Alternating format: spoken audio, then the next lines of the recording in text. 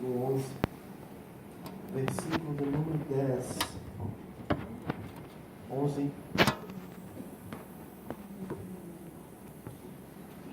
Capítulo 11, versículo número 10 diz assim: porque a terra que entras a possuir não é como a terra do Egito, de onde saíste, em que semeava a tua semente e regava com o teu pé, como uma horta. Mas a terra que passais a possuir é terra de montes e de vales.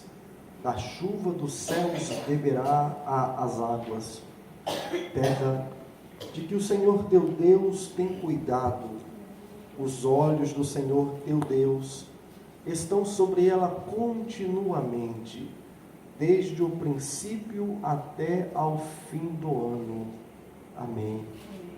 Vou ler esse versículo número 12 de novo, diz assim: terra de que o Senhor teu Deus tem cuidado.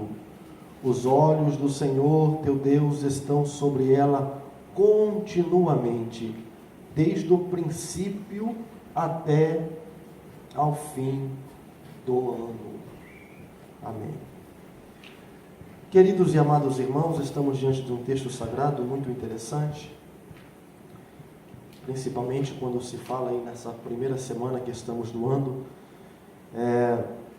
Deus sempre cuidou de Israel, Deus sempre cuidou do seu povo em todas as áreas, em todos os sentidos.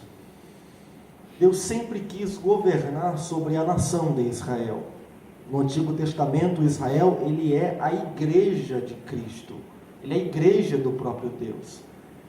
Israel é a menina dos olhos de Deus. No Novo Testamento também se inclui a igreja. Cristo disse no Evangelho segundo escreveu São Mateus que as portas do inferno não iria prevalecer contra a igreja. Olha que expressão: as portas do inferno não iria prevalecer contra a igreja do Senhor. Glória a Deus. Através do tempo, podemos notar que Israel passou por períodos que alguém pensava que eles não iriam mais existir, mas as mãos de Deus estavam ali. A igreja também não foi diferente. Às vezes por costume, ou talvez por excesso de preocupação ou ansiedade, ou o ser humano às vezes gosta de criar obstáculo no seu tempo. Dizemos que esse é o pior tempo da igreja. Mas a igreja, a sua história, passou por momentos turbulentos. Lembra do período após Paulo, ou no período de Paulo, quando ele foi decapitado? Quando a igreja, quando aquele imperador Marco Aurélio, ou o próprio Nero, maltratou a igreja. Segundo a história, Nero colocou fogo na cidade porque ele queria tocar vendo as chamas do fogo. E quando não tinha ninguém para ele culpar, ele culpou os cristãos. No tempo do catolicismo romano, quando Roma dominava tudo e a todos, aonde todos os povos estavam subordinados às tradições romanas, aos dogmas romanos, e parece que não existia igreja, que a igreja tinha acabado, mas não, ela estava viva, ela continuava viva. Às vezes no coração solitário de um homem como John Hus, sozinho, as chamas ardendo sobre os seus pés e ele entoando louvores a Deus, porque a igreja é isso, não é um templo, mas é na onde alguém que confessa as palavras que Pedro confessou. Por quê? Jesus disse: e tu és Pedro, e sobre esta pedra edificarei a minha igreja, e as portas do inferno não prevalecerão contra ela. Porque Jesus disse isso. Pedro, pedra, rocha, pequena rocha. Deus, o Cristo estava dizendo: tu és Pedro, e dentro de você vai ter uma igreja, e as portas do inferno não vão prevalecer contra vocês. E com o tempo a igreja sobreviveu. Tempos difíceis, trabalhosos, períodos que podemos classificar como períodos cabulosos, e a igreja está aqui até hoje. No período de Moisés, Deus quer tratar Israel como uma menina dos seus olhos. Deus quer tratar eles de uma maneira poderosa. E aqui, quando eu leio o capítulo de número 10, capítulo 11, capítulo 12, Deuteronômio, aprendemos sobre a obediência que Deus estava exigindo de Israel. A obediência que Deus estava exigindo daquele povo, porque aquele povo ia entrar em uma terra prometida que mana leite e mel. Há quem diga que Canaã é um tipo do céu, mas não existe uma tipologia perfeita. Quer um exemplo? Há quem diga que José é o tipo mais perfeito. Essa expressão está certa, é o tipo mais perfeito, mas não é o perfeito. Por quê? José não é um tipo perfeito de Cristo. Porque segundo a Bíblia, José era segundo depois de Faraó. Jesus não é segundo e Faraó não é o primeiro. E Jesus não está em segundo lugar e Faraó está em primeiro lugar. Mas é o tipo mais perfeito. Eu tenho Canaã como às vezes um tipo da igreja. É um lugar, é um povo que vai lutar, vai pelejar. E Deus está dizendo aqui no capítulo 11, versículo de número 12, na última frase, ele diz assim: e os meus olhos estarão continuamente sobre eles, desde o princípio do ano até ao fim do ano. E como este aqui é a primeira semana, essa é uma expressão para nós colocarmos em nossos corações e dizer: desde o princípio do ano. Dá um pouquinho de som, o som sumiu. Desde o princípio do ano até ao fim do ano, Deus estava dizendo para Israel: eu quero cuidar de vocês em todos os sentidos da vossa vida. E a maior beleza do ser humano é quando ele reconhece que Deus cuidou dele desde o começo do ano até o fim do ano. A maior beleza do ser humano é quando ele reconhece que de janeiro a dezembro Deus cuidou dele, Deus protegeu ele. A gratidão é a coisa mais bonita que existe no homem. Quando ele finaliza um ano, ou quando ele inicia um ano, ou quando ele está caminhando, ele está dizendo: Deus, eu sou grato a Ti, porque eu sempre vi as Tuas mãos poderosas sobre mim.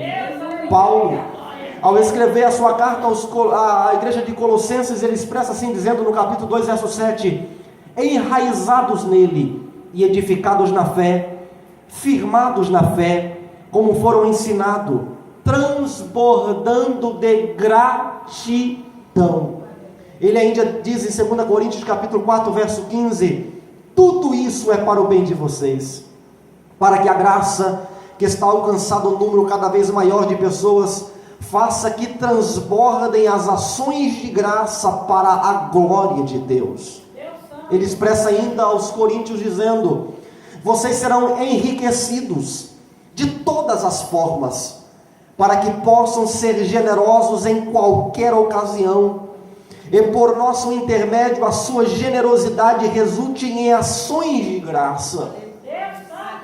Paulo estava dizendo: vocês vão ser abençoados por Deus, mas essas bênçãos ela tem que se transformar em generosidade para abençoar, e que isso resulte em ação de graças ao Deus Todo-Poderoso.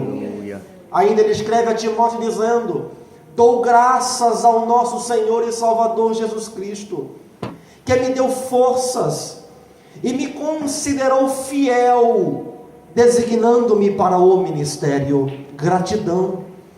Ele diz ainda: deem graças em todas as circunstâncias, pois esta é a vontade de Deus para vocês em Cristo. A gratidão. E o que às vezes Israel não tinha era um coração grato a Deus por aquilo que Deus já havia dado para eles. Gratidão. Gratidão porque Deus prometeu cuidar do povo de janeiro até dezembro. Olha o texto e mantenha a Bíblia aberta em Deuteronômio capítulo 11. Diz a Bíblia Sagrada que eles estavam vivendo na terra do Egito. E no versículo de número 10, o Senhor está dizendo: vocês vão entrar em uma terra, vocês vão possuir uma terra, e essa terra que vocês vão possuir é uma terra diferente, porque a terra do Egito vocês regavam com os seus pés, como uma horta, mas na onde vocês vão entrar? Aonde vocês vão possuir é uma terra de montes e de vales, da chuva do céu beberá as águas. Que profundidade! Que profundidade, porque Deus está dizendo: vocês são diferentes do Egito. O Egito, ele é dependente do rio Nilo para regar tudo e a todos. Sabe por que José teve um sonho das vacas magras saindo do rio Nilo? Porque o rio Nilo era o sustento da terra. O rio Nilo regava tudo. As plantações dependiam do rio Nilo. O trigo dependia do rio Nilo. As flores dependiam do rio Nilo. Os vegetais dependiam do rio Nilo. As vacas dependiam do rio Nilo. E se o rio Nilo seca, então a fome se espalha por todo o Egito. Diz a Bíblia. Deus estava dizendo: vocês não vão ser dependentes da água da terra, mas vão ser dependentes da chuva que cai do céu. Aleluia. Aleluia. Todas as cidades, eu venho observando isso já há algum tempo. Pela misericórdia do Senhor, eu fui para Paris, e quando eu cheguei em Paris, eu vi um rio que corta toda a cidade. Eu fui no mapa olhar, e porque Paris cresceu, e porque as grandes metrópoles do mundo crescem, ou cresceram, porque um rio tem que estar ali, porque a civilização começa na onde tem água. Paris, a água corta no meio. Londres, muito mais. Há um gigante rio que corta Londres. Nova York, não precisamos nem falar. Chicago, também não precisamos nem falar. As grandes metrópoles do mundo se iniciam porque tem água ao lado. Sabe a história de Los Angeles? Los Angeles, ela é uma das únicas grandes megas metrópoles do mundo que não tem um rio. E aconteceu que ela começou a crescer por causa do ouro que havia na Califórnia, e as pessoas começaram a mudar para a Califórnia. Mas acontece que não havia água potável para eles beber. Então, as pessoas começaram a mudar. Porque o que adianta ter ouro, mas não ter água? O que adianta ter prata, mas não tem água? O que adianta ter a riqueza, mas não tem água? Então tudo era em vão. Então eles pegavam as suas bagagens e iam para uma cidade distante por causa da água. O prefeito, investidores de Los Angeles, ele observando que o povo estava indo embora e que a cidade ia ficar vazia, então eles criaram uma nova tecnologia que revolucionou o mundo. Havia uma pequena cidade muito distante, que ali havia uma fonte de água. Então o prefeito e os investidores criaram um método, um cano gigantesco para tirar daquela fonte e atravessar quilômetros e mais quilômetros para a água chegar até Los Angeles. E quando eles fizeram isso, Los Angeles voltou a crescer e nunca mais parou. O que é isso? Toda cidade depende de água. Sabe por que a Babilônia era a Babilônia? Porque havia dois rios que cortavam a Babilônia, o rio Tigres e o rio Eufrates, que cortava a grande cidade da Babilônia. Porque o mundo, ele é dependente de água. Agora Deus olha para Israel dizendo: para onde eu vou mandar vocês, vocês não vão ser dependentes das coisas da terra. Vocês vão ser dependentes da chuva que cai do céu. O homem, ele é dependente das coisas da terra para ele sobreviver, mas Deus está dizendo: vocês vão ser dependentes daquilo que vem do céu para as nossas vidas. Então receba aquilo que vem do céu para a tua vida: água. E diz o texto, vai ser diferente, porque vocês não vão regar com os seus pés como uma horta. A Bíblia é profunda. Vai ser diferente porque vocês não vão regar os seus pés como uma horta. Os egípcios se tornaram grandes e eles batiam no peito e eles diziam: nós temos uma nova tecnologia, porque nós arrancamos a água do rio Nilo e levamos para distante. O Egito é uma terra plana. Eles pegavam a água do rio Nilo e levava. Isso trazia a eles um orgulho, porque eles acreditavam na força do seu braço. Eles levavam água para onde eles queriam. Se é tal lugar precisa de água, os seus camelos, os seus jumentos levavam a água para até lá. Agora Deus está dizendo para Israel: é o seguinte, quando vocês obedecerem, eu abro a torneira do céu. Por quê? Porque eu não quero que você seja dependente do vosso braço. Eu quero que você seja dependente da minha mão abri as torneiras do céu para a vossa vida. Aleluia.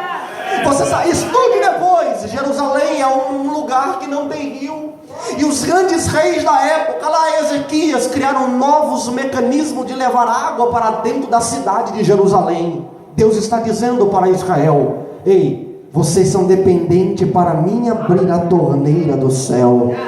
Deus, mas eu vou ficar pedindo ajuda para ti todo instante. Porque, irmão, a coisa mais ruim do mundo é pedir ajuda. Eu não gosto, odeio. Porque você pede uma vez, alguém faz e um grato coração. Você pede a segunda, ele continua bonzinho. Pede a terceira, a quarta, de novo, e de novo. A quinta, nossa, já está enchendo o saco. A sexta, no largo do meu pé. Agora Deus não. Deus tem prazer em servir e ajudar o seu povo. Deus tem prazer em dar água para o seu povo. Deus tem prazer, Deus tem este prazer. Desde o começo do ano até ao fim do ano, Deus estava dizendo: vocês são dependentes da minha chuva que cai do céu, desde o começo do ano ao fim do ano. Quando chegamos em um final de ano, aí bate aquele cansaço, aí a gente faz 1000 projetos e falamos assim: Deus, eu quero ter uma vida diferente esse ano. Eu quero ter uma vida mais independente, eu quero ter uma vida mais tranquila. Aí Deus fala assim: não, eu quero que você seja dependente como você continuou sendo dependente.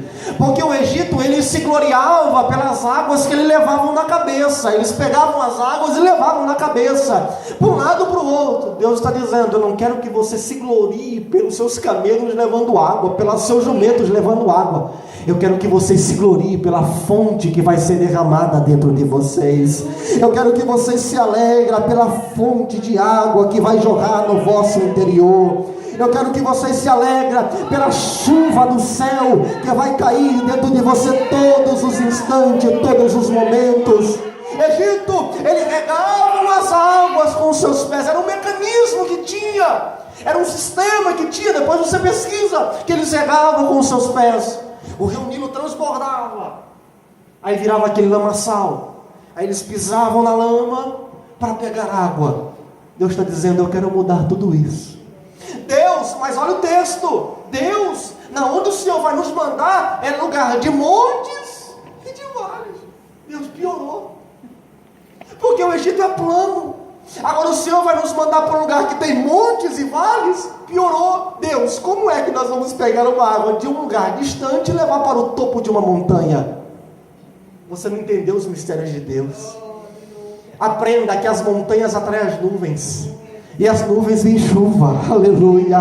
E quando a montanha atrai as nuvens, a nuvem vem chuva. Então vai ter chuva no vale, vai ter chuva na montanha, vai ter chuva na montanha e vai ter chuva no vale, vai ter chuva lá embaixo.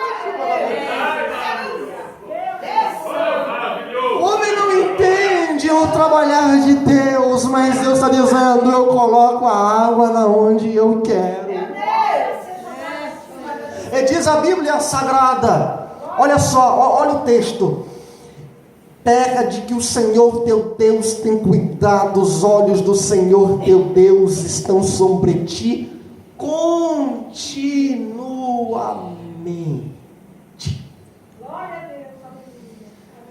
Se eu falar assim para vocês, vou usar o Avelino, eu vou assim: Avelino, eu vou te seguir 24 horas por dia.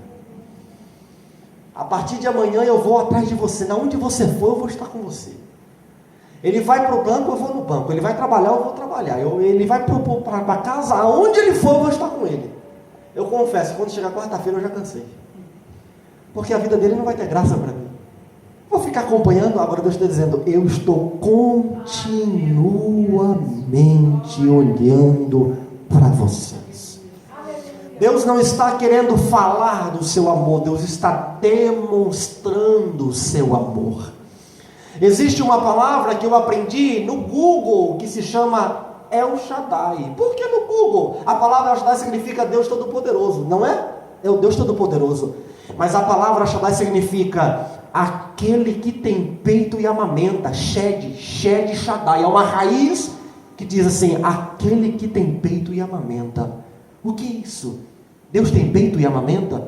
Sim, porque a mãe esquece o filho que amamenta, Mas Deus, usando o profeta Jeremias, dizendo: mas eu não esqueço, eu coloco nos meus braços e continuamente vou protegendo, desde o começo do ano ao fim do ano. Quem é que pode dispensar esta ajuda de Deus?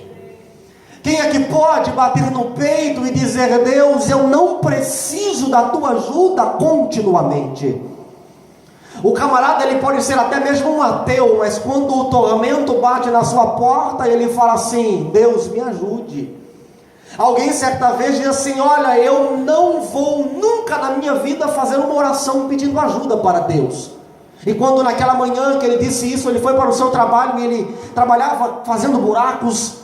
E quando ele estava fazendo buraco, ele não conseguia afundar mais, porque tinha uma rocha que estava ali impedindo. E ele começou: Deus, me ajuda, me ajuda, me ajuda. Nos primeiros 5 minutos do seu dia. O homem, quando ele dispensa a ajuda de Deus, os primeiros 5 minutos já serão de lágrimas e de tormento. Mas o homem sábio, ele fala assim: Deus, guia a minha vida e me ajude desde o início até ao fim do ano. Me ajude. Agora, o interessante é que os olhos de Deus estão continuamente sobre o seu povo. Olha só, os olhos de Deus estão continuamente sobre o seu povo. Agora, vamos tirar essa palavra e vamos mover ela. Vamos mover ela, vamos pegar ela e vamos trocar ela. Vamos. Os olhos de Deus estão continuamente sobre o seu povo. Agora vamos trocar. Quem dera se nós pudéssemos trocar e dizéssemos: e os olhos da igreja estão continuamente para Deus. E os olhos da igreja estão continuamente para Deus. E os olhos da igreja estão continuamente para Deus. Vem janeiro e os olhos da igreja estão continuamente para Deus. Vem fevereiro e os olhos da igreja estão continuamente para Deus. Vem o fim do ano e os olhos da igreja estão continuamente para Deus. Passa um século e os olhos da igreja estão continuamente para Deus.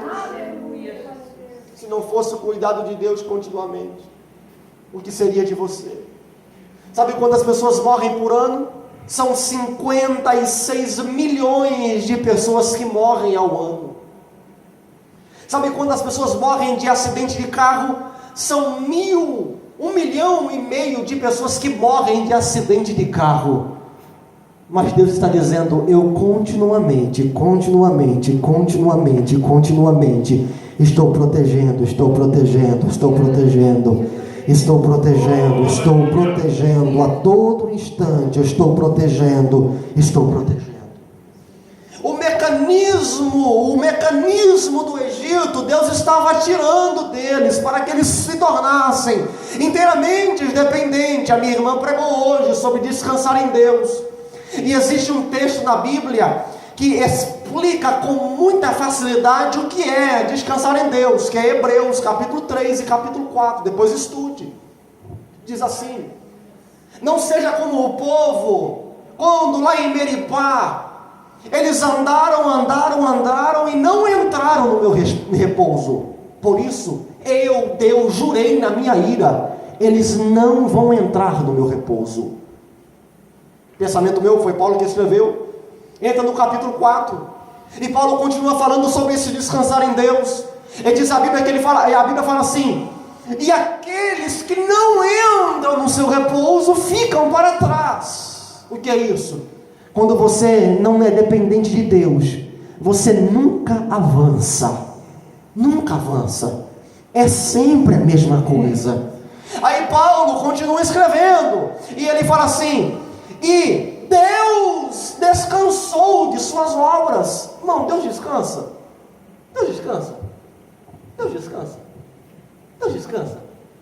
Não, para pensar, Deus descansa? Não, Deus não descansa. No primeiro dia Deus criou os céus, a terra. Segundo, terceiro, aí no sexto ele fala assim: vou descansar. Por quê? Cansei, dor de coluna. Vou descansar porque a dor de cabeça, tenho muito trabalho. Não. Quando a Bíblia fala que Deus descansa, sabe o que significa? E Deus terminou. O que é isso? isso? Aí Paulo escreve: e Deus descansou das suas obras, então faça você o mesmo. O que é isso? Você tem que ser assim com Deus. Você trabalha, aí quando você vê que você finalizou, você fala: Deus, eu acabei tudo aquilo que eu tinha que fazer, agora é só o Senhor mandar a chuva sobre a terra. Só isso. E Paulo ainda escreve no verso 10 que existe um lugar diante do trono, que significa lugar de descanso. O que é isso? Existe um lugar diante de Deus, é um patamar na presença, é o patamar chamado lugar de descanso. Que patamar que é esse? Às vezes é o barco que está em tormento, mas eles estavam tão perto de Jesus, mas ao mesmo tempo não conseguiam descansar mesmo estando tão perto de Jesus. Assim tem gente, às vezes Jesus passa de um lado, passa do outro, e ele não consegue descansar em Cristo. Aí Paulo escreve: entra no repouso. Entra no repouso, porque a chuva ele manda na onde ele quer, a chuva vai cair na onde ele quer, a sua vida é protegida porque ele está continuamente olhando por nós. Certa vez eu estava dentro de um avião, deu uma turbulência que chacoalhou tudo, e naquele momento eu estava estudando o Salmo 139. E na hora que eu estava estudando o verso 5, que diz assim: o Senhor me cerca e por cima põe a mão. E chacoalhou tudo, eu fechei o meu computador, agarrei na cadeira, porque balançou mesmo. Aí de repente eu pensei: mas eu estou estudando o Salmo 139, 5, ele cerca por cima a mão. Aí eu abri e falei: vou estudar de novo, porque ele está aqui, está guardando tudo e a todos. Deus cuida de você, Deus cuida de você, Deus cuida de você, Deus cuida de você. Mas a terra que passais a possuir é a terra de montes e de vales. Não entendemos. Como é que Deus pode tirar um povo de uma terra plana e colocar eles para lá? Mas Deus está dizendo: a vossa obediência dará chuva sobre as suas vidas. A vossa obediência trará chuva sobre vocês. O meu desejo é que você olhe para Deus da mesma maneira que Deus olha para você. O meu desejo é que você continue sendo dependente de Deus da mesma maneira que você foi dependente dele até hoje. Porque no dia que você bater o pé e você falar: não sou mais dependente de Deus, então a chuva vai parar de cair sobre a sua cabeça.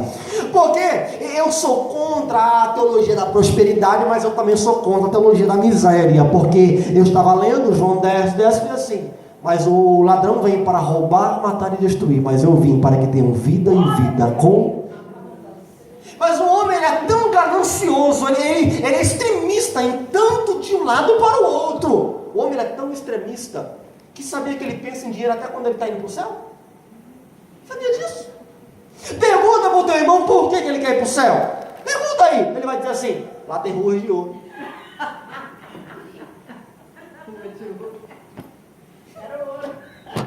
Já parou para pensar nisso? O homem pensa tanto em dinheiro que se você pergunta para ele: por que você quer ir para o céu? Porque lá tem ruas de ouro. É só por causa disso? Por que tu quer ir para o céu? Lá tem muros de cristais. Tu quer ir para o céu porque lá tem ruas de ouro? E se não tivesse, tu não ia querer ir para o céu? A beleza do céu não é as ruas de ouro. A beleza do céu é a presença do Criador. Aleluia. A beleza do céu não é as ruas de ouro e os muros de jaspe e de cristais. A beleza do céu é que o Criador está ali, e a sua glória resplandecerá, e não precisará de sol nem de lua. Agora o homem é extremista de um lado para o outro. Mas da chuva do céu vocês vão ser dependentes desde o janeiro até o dezembro.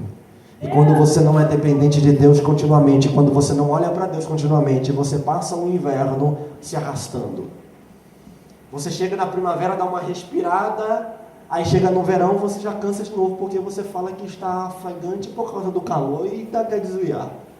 Aí chega no fim do ano, você começa a murmurar e tudo. Mas Paulo diz: dê graças a Deus por todas as coisas. e que as vossas bênçãos sirvam de generosidade, e que essa generosidade seja de ação de graças para o eterno. Que Deus os abençoe em nome de Jesus. Meus irmãos, vamos fazer a leitura da Santa Ceia.